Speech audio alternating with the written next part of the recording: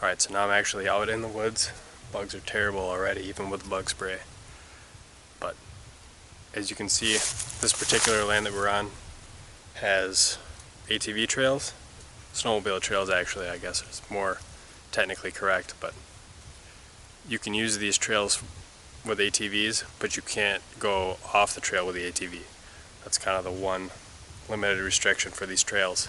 So by getting off of the trail and actually, bringing frame packs to pack on our bait an eighth quarter mile off of these trails, we're able to get a little bit further in, closer to the swamp, and get our baits into more ideal locations. Now, I've been back here one time before and found a couple of good spots, but today I want to go a little bit deeper. There's a spot on the aerial map that just looks awesome to me, so I'm going to go back there and check it out, and hopefully it's prime. Next weekend is the legal start of baiting, so then at that time we'll be able to actually go back with the bait and establish our sites, hang the signs, all the legal stuff basically. Speaking of aerial photos, here's some of the things we're looking for. This isn't like northern Minnesota where you have a ton of water to help make your decision.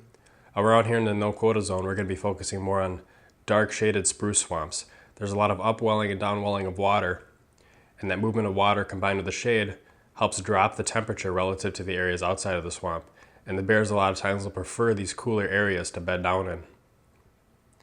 So most of our scouting is going to be along the edges of these spruce swamps. Now, to give you an idea of what's better versus worse, look on the left side of the road here and you see how tall the trees are, how shaded it is. Now compare that with the other side of the road. Now the stuff on the left is definitely what we're going to prefer looking for when we're actually on foot scouting. And on an aerial, those type of areas will usually show up as darker.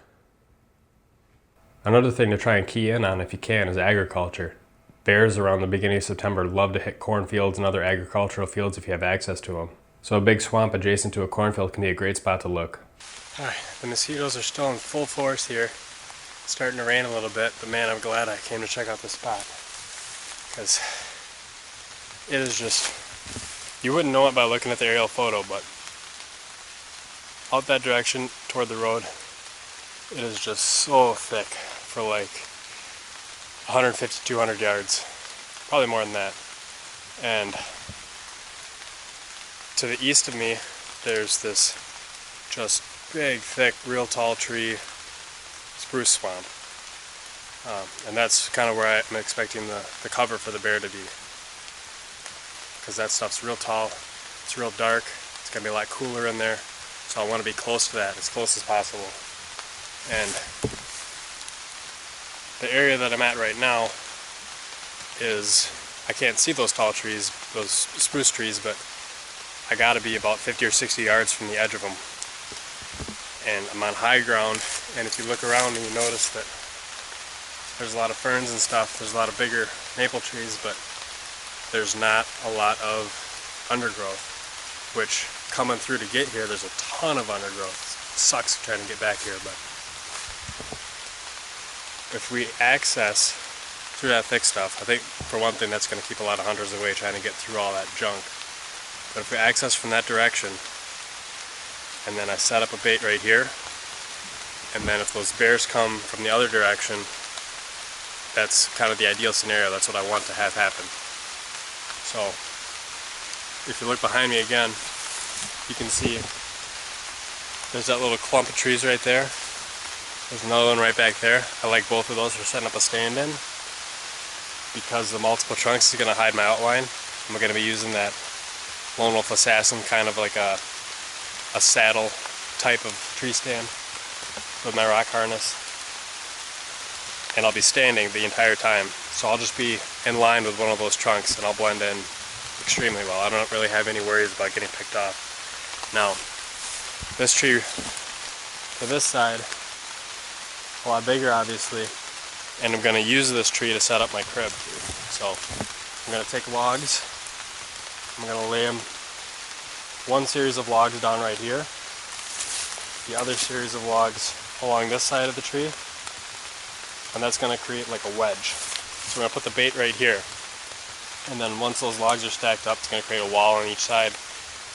put the bait on, and then put a couple more logs on top to cover it up to keep raccoons and whatever else from getting to it. So then the crib does two things. One, in addition to keeping all the non-bear animals out of the bait, it also helps to steer the bear. So if I got my tree stand right up in that tree right there, then I can angle this wedge to try and steer the bear to come in and eat broadside. And that's going to give me the opportunity for a nice, easy, quick, ethical shot, which is what I'm looking for. Especially with the longbow, I'm about 8 or 10 yards from that tree that I want to hang my stand in. I want the shot to be easy, I want it to be broadside, and by doing this, that's the goal, that's what I'm trying to accomplish. Now the other advantage of picking this tree right here for the bait, and that tree right there for the stand, is that if for whatever reason I want to hunt here and the wind is wrong, the wind's blowing toward the bait, if we look right up in the complete opposite side, on the other side of that brush pile, there's some trees right there that I can hunt out of. And it'll be a broadside shot from there too. So as you can see, there's a lot of things that go into picking a good bear baiting spot. And that's one of the reasons why the success rate is as low as it is. We gotta have a spot that's close to where the bears feel comfortable, where they feel safe. That's why we're so close to that big, dark spruce swamp.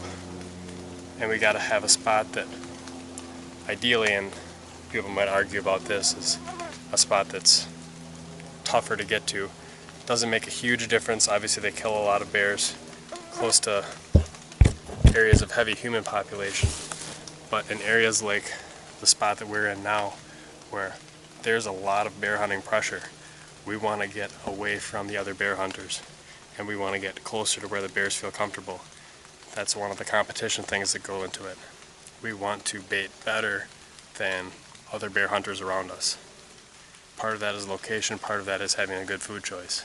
And then on top of that, we want to have a nice solid entrance route for us to bait. We want to have a separate entrance route for where we expect the bears to come in. We want to take the same trail each time coming into bait, go past the tree that we want to hunt in. So then, the day that we actually hunt, the bears shouldn't notice anything is different.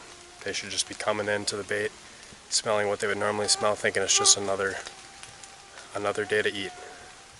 I guess time will tell how good of a spot this is, but given that we got this nice little high ground spot between the real thick junk and that deep dark spruce swamp, I think it's just going to be money. If you head on over to the channel, you can find some bear hunts from seasons past, as well as other hunting and fishing related videos.